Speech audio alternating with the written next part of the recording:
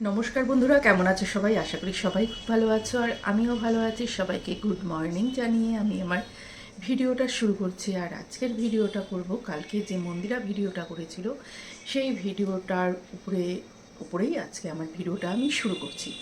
তো প্রথমেই বলি যে গতকালকে মন্দিরার ভিডিওটা দেখে সত্যি একটা মনের কোনায় কোথাও দাগ কেটে গেছে। তো গতকালকেই ভিডিওটা করতে পারিনি নানান কারণে, তো যথারীতি আজকে বসে গেছি।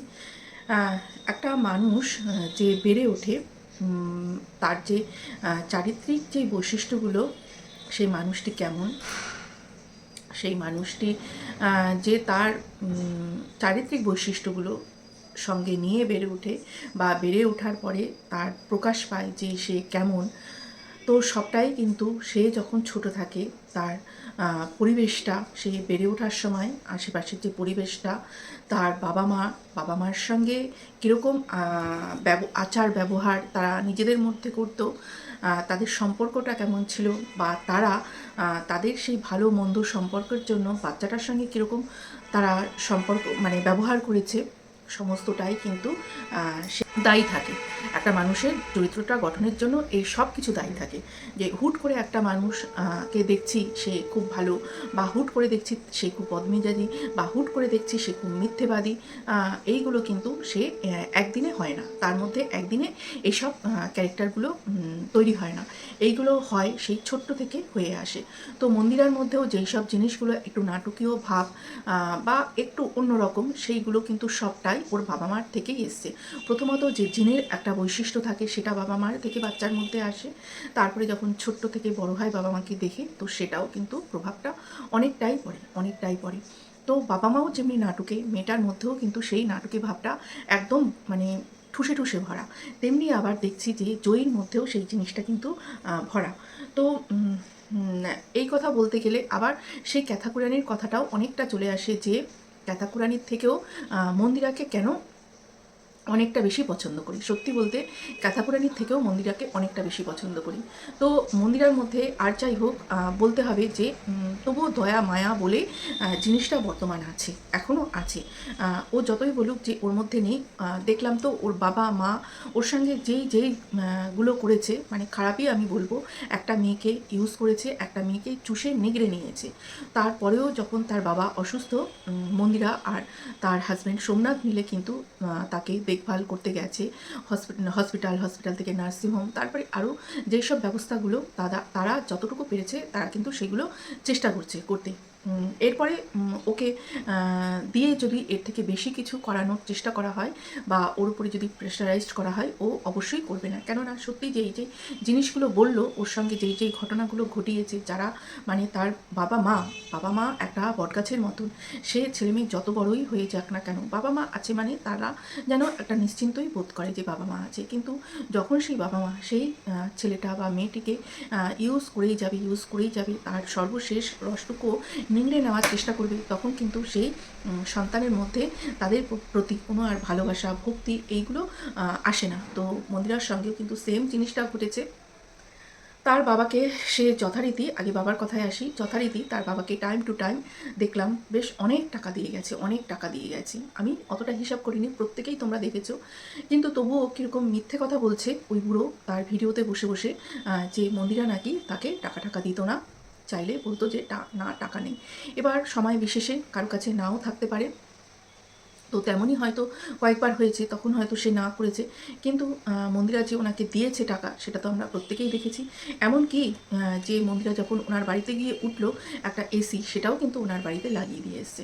তো সত্যি স্বার্থপর বাবা মা, এদেরকে দেখলে বোঝা যায়। আর ইউটিউবে না আসলে এত ভালো করে বুঝতেও পারতাম না যে এতটা স্বার্থপর বাবা আর এতটা স্বার্থপর মা হয়।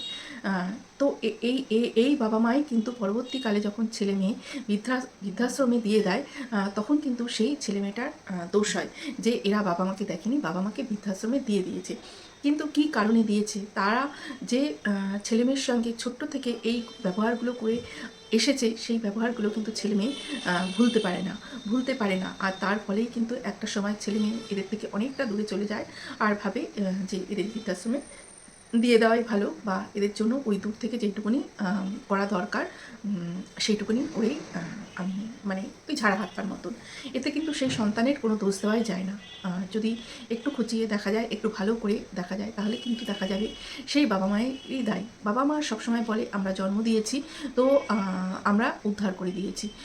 তো অবশ্যই তোমরা জন্ম দিয়েছো যেমন, তেমনি সন্তানের প্রতি একটা দায় দায়িত্ব তোমাদেরও যেমনি থাকবে, তেমনি তোমরা যখন বয়স হবে তোমাদের, তো সন্তানেরও তেমনি থাকা দরকার। কিন্তু সন্তানকে সবসময় ইউজ করে নিলেই হয় না। এরকম আমি অনেক দেখেছি, আমার আশেপাশেও দেখেছি যে কোনো একটি সন্তান, তার ধরো 2-3 ছেলে মেয়ের মধ্যে কোনো একটি সন্তান একটু ভালো, সে চাকরি করে বা তার উপার্জনটা একটু বেশি, তার জন্য সব সময় তাকেই নিগড়ে নেওয়ার চেষ্টা করে সেই পরিবার। সব সময় হয়তো তার মতন অতটা না থাকলেও যথেষ্ট তাদের আছে, তাদের নিজেরা জীবনযাপন চালানোর জন্য, তাদের লাইফটাকে ভালোভাবে নিয়ে যাওয়ার জন্য অন্য ছেলেমেয়েরা কিন্তু যথেষ্ট তাদের ইনকাম আছে, কিন্তু সেই বাবা মা মনে করে যে সে তার যে সবথেকে ভালো চাকরিওয়ালা ছেলেটি বা মেয়েটি, তার কাছ থেকে নিংড়ে নিতে হবে অন্য ছেলেমেয়ের জন্য। এরকম আমি অনেক দেখেছি। তো এই ক্ষেত্রে মন্দিরার ক্ষেত্রে, মন্দিরা তো একটা সন্তান, ওর হয়েছে আরও বেশি জ্বালা, হয়েছে। এখানে মা, এমন মা, মানে সে তার মানে চরিত্র সত্যিই, মানে এই মায়ের চরিত্র এতটাই জঘন্য, এতটাই নষ্ট চরিত্রের মহিলা ইনি। এই মহিলাকে কোনো দিনও আমার সেই রকমভাবে ভালো লাগেনি, কোনো দিনও না। তার বাবাটিকেও আমার ভালো লাগেনি, আর মাটিকে তো লাগেইনি। কেননা সে মানলাম অত্যাচারিত হয়েছে, যাই হয়েছে, তার মেয়েকে সে বিয়ে দিয়ে দিয়েছে। বিয়ে দেওয়ার পরে সে কিন্তু নিজের মতন করে আলাদা ভাবে সে তার জীবনটা কাটাতে পারত। সে তো কোনো একটি বাড়িতে পরবর্তীকালে কাজের জন্যও গিয়েছিল, কাজও করতো। তো যখন মেয়ের বিয়ে হয়ে গেল, তারপরেই কিন্তু সে সেই রাস্তাটা বেছে নিতে পারতো, কিন্তু না, তার হাজব্যান্ড অসুস্থ, বা তার হাজব্যান্ড অনেকটাই তার থেকে বয়সে বড় বলে তার যে শারীরিক চাহিদা, তার জন্য সে তার হাজব্যান্ডকে হসপিটালে রেখে সেখান থেকে অন্য একজন পুরুষের সঙ্গে চলে গেলেন। এবং সে জানতো যে ওই পুরুষটিরও কিন্তু তার স্ত্রী, তার সন্তান আছে। এই সমস্ত কিছু জেনে সে তার পুরুষটির হাত ধরে চলে গেল। এবার সেই যে স্ত্রীটি, যার হাত ধরে গেছে এই মহিলা, তার কিন্তু ঘরে বাচ্চাও আছে।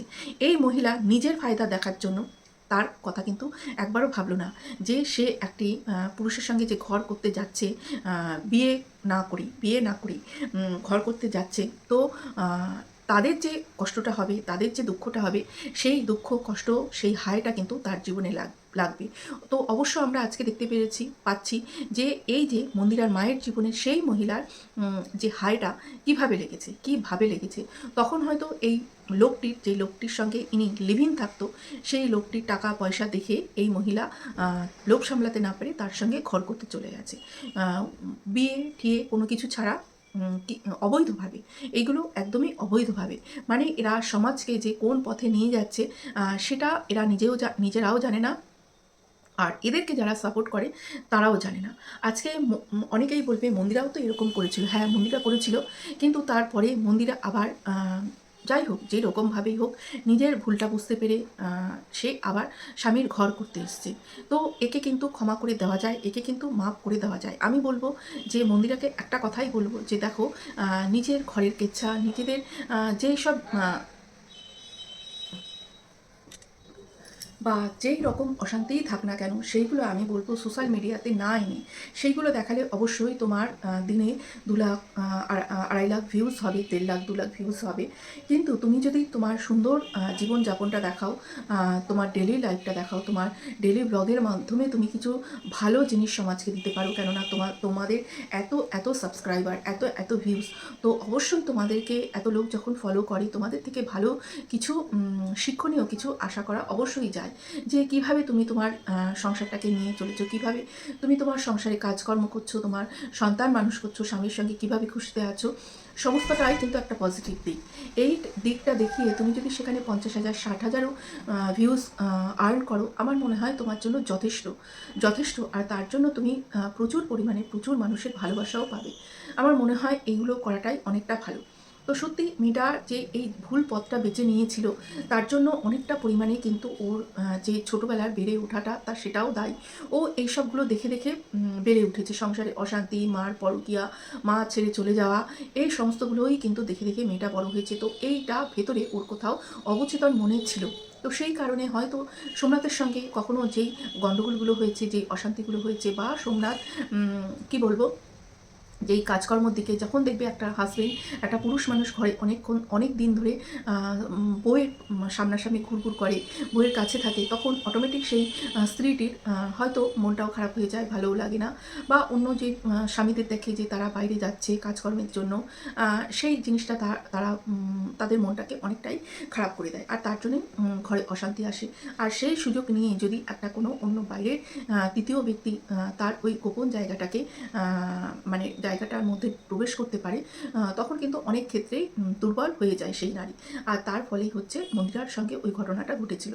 তো সেই ক্ষেত্রে যখন তার মা ব্যাপারটা জানলো, তার মা সরি তার মা হয়ে মেয়েকে কীরকম বুদ্ধি দিল যে সংসার বাঁচিয়ে, তার মানে কি উনি নিজে যেইগুলো করে গেছে, যে পরকীয়া ব্যাপারটা করে গেছে তার নিজের শারীরিক খিদে মেটানোর জন্য, কেননা তার স্বামীও ছিল তার থেকে অনেকটাই বড়, তার সেই জিনিসটা সে পূরণ করতে পারতো না, তার জন্য সে অনেকগুলো পুরুষের সঙ্গে কিন্তু সম্পর্ক রেখেছিল। তো সেই জিনিসটাই কিন্তু তার মেয়েকে সে প্রশ্রয় দিল। তখন যদি সে তার মেয়েকে শাসন করতো তাহলে, আর সোমনাথকেও যদি জানিয়ে দিত, তাহলে কিন্তু আজকে হয়তো এত বড় ঘটনাটা ঘটতো না। এবার অনেকেই বলবে যে যদি মেয়েকে শাসন করতো তাহলে মেয়ে মাকেও থাকতে দিত না, মাকে ঘর থেকে বের করে দিত। তো মায়ের মানে এখানেও কিন্তু স্বার্থটা বোঝা যাচ্ছে, মা যে মেয়েকে প্রশ্রয় দিয়েছে এখানেও কিন্তু মায়ের স্বার্থটা ভালো রকমভাবে একদম বোঝা যাচ্ছে। তো এই স্বার্থপর বাবা মা একটা সন্তানের পক্ষে কতটা কষ্টকর, কতটা দুঃখের, কতটা মানে খারাপ ভাগ্য, এটাই আমি বলবো। তো সর্বোপরি আমি এটা বলবো যে তোমার সঙ্গে মন্দিরা দেখো যা হয়ে গেছে, তুমি তোমার মেয়ের সঙ্গে এমন আর কিচ্ছু করো না। যাই হোক, একটা ফেজ তোমার জীবন থেকে চলে গেছে, একটা খারাপ, যেটা দুঃস্বপ্ন মনে করে ভুলে যাও, এবং সুন্দর একটা জীবনযাপন যেমনি করছো এটাকেই এগিয়ে নিয়ে যাও। আর তোমার মেয়ে জয়ীকে একটা সুন্দর ভবিষ্যৎ দাও, যাতে তোমার মেয়ের জীবনে এমন কিছু খারাপ প্রভাব আর না আসতে পারে। তোমার জীবনে যেমনি বারবার করে খারাপ জিনিসগুলো এসছে, খারাপ ঘটনাগুলো এসছে, তোমার মেয়ের জীবনে যেন এইগুলো না আসে। আর অবশ্যই মেয়েটাকে একটু কম মোবাইলটা দিও। তোমাদের এত লোকজন আছে বাড়িতে, তাদের মধ্যেই মেয়েটা সুন্দরভাবে বেড়ে উঠুক। আর সত্যি এরকম মা বাবা আমি বলবো থাকার থেকে না থাকাই ভালো। আর এইরকম মা বাবা যাদের আছে, যারা এইরকম সন্তানের সঙ্গে করে এসছে, তারা অবশ্যই সেই বৃদ্ধাশ্রমেরই যোগ্য। তারপরেও ছেলেমেয়েদের শুনতে হয় যে মা বাবাদের তারা দেখে না, মা বাবাদের তারা বৃদ্ধাশ্রমে পাঠিয়ে দেয়। আর ওই নিপা দেবী কত বড় যে একটা ভণ্ড মহিলা, আর তার মানে স্বামী মানে মন্দিরার মা, এই বুড়োটাও যে কত বড় একটা ভণ্ড, আমি সেটাই ভাবি যে নিজেই সিঁদুর পরে নিল নিজের হাতে, অথচ লোককে বোকা বানানোর জন্য বলল যে আমরা এখন এক হতে চলেছি, আর তোমাদের কাকু আমাকে সিঁদুর পরিয়ে দিয়েছে। মানে এই এত বছর পরে এসেও একটা 18 বছরের সংসার করে সে চলে গেল ভেগে অন্য একজন পুরুষের সঙ্গে, কেননা তার স্বামী তখন অসুস্থ ছিল। তারপরে আবার 12 বছর লিভ ইন করে, মানে আমি ভাবি মানে এরা কোথার থেকে আসা প্রাণী, মানে লিভ ইন থাকাটা কতটা একটা আজকালকার যুগে মানে বলতে পারি একটা মডার্ন চিন্তাভাবনা। তো এরা সত্যি লিজেন্ড একদম। এদেরকে মানে করো জোরে একদম প্রণাম করা দরকার। তো সেখানে 12 বছর থাকার পরেও আবার আসলেন, আবার এসে কাণ্ড কারখানা, সেখানে তার যে লিভ ইন পার্টনার, তার কাছে তার আর থাকতে ভালো লাগলো না, কেননা সে নাকি তাকে মারধর করে, অত্যাচার করে। মেয়ের কাছে চলে আসলো, মেয়ের কাছে চলে আসার পরে মেয়ে একটা থাম্বনেল দিয়েছে যে মা চিরতরে আমার কাছে চলে এসেছে, এখন আমার কাছেই থাকবে। তো এই জিনিসটা দেখে কেউ হার্ট অ্যাটাক হতে পারে আমার মনে হয় না। আমার মনে হয়েছে ওই মহিলা আসার আগে তার সেই পার্টনারের সঙ্গে এমন কিছু ব্যবহার করে এসছে, এমন কিছু গণ্ডগোল পাকিয়ে এসেছিল, তার ফলেই ওই লোকটি হার্ট অ্যাটাক স্ট্রোক করেছিল বা কিছু করে সে মৃত্যুবরণ হয়েছিল, তার এইরকমই হবে। তো সত্যি এরকম মানুষ কত আছে না, আমরা কত ইউটিউবে এসেছি বলে এরকম মানুষদেরকে আমরা জানতে পারছি, ইউটিউবে ঘটনাগুলো দেখা যাচ্ছে, শোনা যাচ্ছে বলেই আমরা জানতে পারছি। আর হয়তো এগুলো দেখাও যেত না, শুনতেও পারতাম না। পৃথিবীতে কত রকমের স্বার্থপর মানুষ আছে যে তার ছেলেমেয়ের সঙ্গেও এই বয়সেও স্বার্থপর, মানে স্বার্থপরের জন্যই ছেলেমেয়ের সঙ্গে সম্পর্ক রাখে। তো সত্যি মানে ভাবা যায় না, সত্যিই ভাবা যায় না। আমরা সন্তানের জন্য নিজের সর্বস্বটুকু, মানে সর্বস্ব দিয়ে দিতেও রাজি আছি, সব কিছু দিয়ে দিতে রাজি আছি, সব কিছু সমস্ত স্বার্থ ত্যাগ করতেও রাজি আছি, করে যাচ্ছি। কিন্তু এরা শুধু নিজেদের স্বার্থ বোঝে, শুধু নিজেদের স্বার্থ, এছাড়া আর কিচ্ছু না। তো এটুকুনি এখনকার মতন। নমস্কার বন্ধুরা, ভালো থেকো, সুস্থ থেকো, হাসি খুশি, পজিটিভ, টাটা। আর আমি যে কমিউনিটিটা দিয়েছিলাম কালকে, যে পাপির সঙ্গে ভগবান মা থাকে না, তো সেই নিয়ে সেখানে আমার একটা নেগেটিভই কমেন্ট এসেছে বলতে পারো, বিশাল বড়সড় একটা কমেন্ট। তো সেই কমেন্টের উত্তর নিয়ে আমি একটা ভিডিওতে আসবো। আর অবশ্যই আমাকে গতকালকের ভিডিওতে একজন নতুন প্রিয় ভিউয়ার্স আমার পরিবারের, সে আমাকে এই লিপস্টিকের শেডটাও জিজ্ঞেস করেছে, সেটা আমি পরের ভিডিওতে আমি দিয়ে দেবো। তো আজকের মতন এই পর্যন্ত, ভালো থেকো।